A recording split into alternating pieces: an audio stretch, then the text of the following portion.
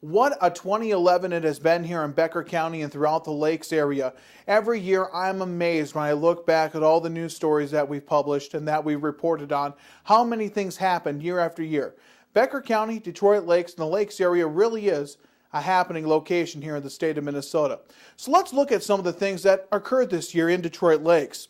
We started collecting the 1% food and beverage tax that was passed in the end of the 2010 election cycle. That began being collected in April. It's expected to bring in about $250,000 roughly to the city's coffers, and most of that money should be used in fact, all the money will be used in 4 different ways, 4 different projects.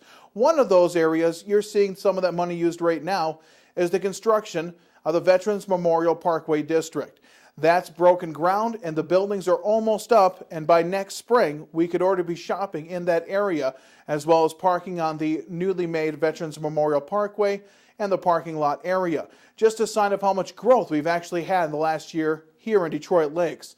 Along with that growth would be the opening of the backyard at the Detroit Lakes Community and Cultural Center, the largest indoor playland in greater Minnesota, which is hopefully going to encourage more children through these cold winters to be able to get inside and exercise and maintain a healthier lifestyle, something, of course, all health physicians and a lot of administrators know needs to be done to help our kids out.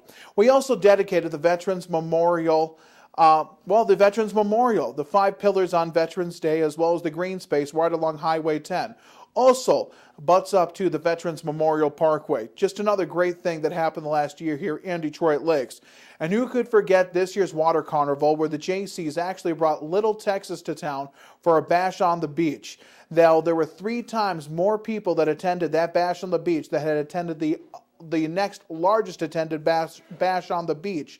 Thus for hopefully taking the Water Carnival to the next level, something we hope to see continued here over the next few years in the Lakes area. We also have the resignation of Alderman Jim Anderson towards the end of the year, which will mean the final year of his elected term will be filled out by somebody else, and there are 6 candidates that will be interviewed in the coming weeks by the Detroit Lakes City Council to figure out who will fill that void. We also made a decision, the city did, on the liquor store. Burger Time is no longer operating, and where it currently sits is where the city will build its new liquor store, which will cost approximately $4 million.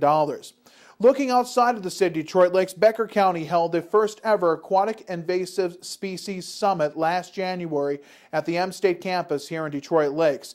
It was a collaborative effort between 3 different counties and many different aquatic organizations and different DNR type and other organizations that put that together. It was so successful there were several pieces of legislation passed this last year because of that summit, and a second one is planned in January as well.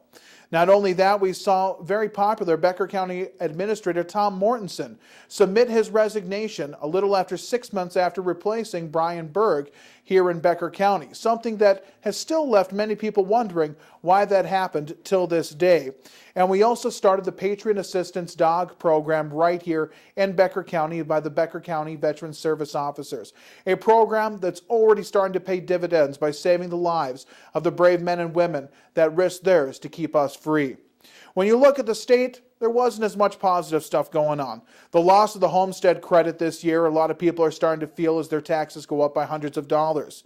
We also had the government shutdown, 20 days, longest in state history, which also were problems for a lot of people.